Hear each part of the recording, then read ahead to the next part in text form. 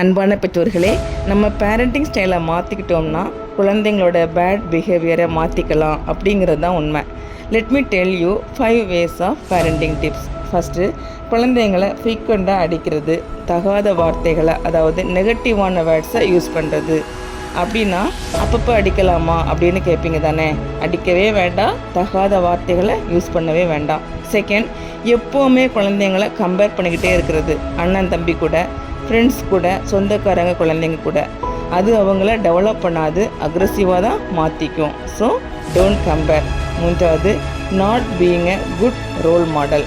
கத்தாத அப்படின்னு குழந்தைங்கக்கிட்ட சொல்லிக்கிட்டு நாம் கத்துறது, ஜங்க் ஃபுட் சாப்பிடக்கூடாது அப்படின்னு சொல்லிக்கிட்டு குழந்தைங்க முன்னாடி உட்காந்து நாம் சாப்பிட்றது.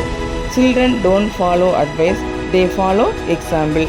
நான்காவது, ஒரு நாளைக்கு ஒரு நேரமாவது குழந்தைங்கக்கிட்ட உட்காந்து அன்பாக பாசமாக பேசுகிறது. இப்படி பண்ணலை அப்படின்னா குழந்தைங்களுக்கும் நமக்கும் இடையே உள்ள ஒரு சின்ன கேப் உருவாகும். ஐந்தாவது, ஒரு நாளைக்கு 30 நிமிஷமாவது உங்கள் குழந்தைங்கக்கிட்ட ஃப்ரீயாக ஜாலியாக விளையாடுங்க. அது உங்கள் குழந்தையுடைய பிரெயின் டெவலப்மெண்ட்டுக்கும் யூஸ்ஃபுல்லாக இருக்கும்.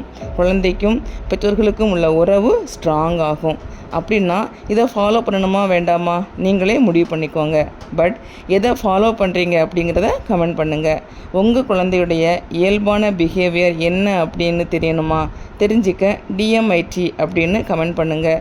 சப்ஸ்கிரைப் பண்ண மறந்துடாதீங்க. உங்களை போன்று பல பெற்றோர்களுக்கு இதை ஷேர் பண்ணுங்கள். பயனுள்ள வீடியோவில் சந்திக்கலாம். நன்றி.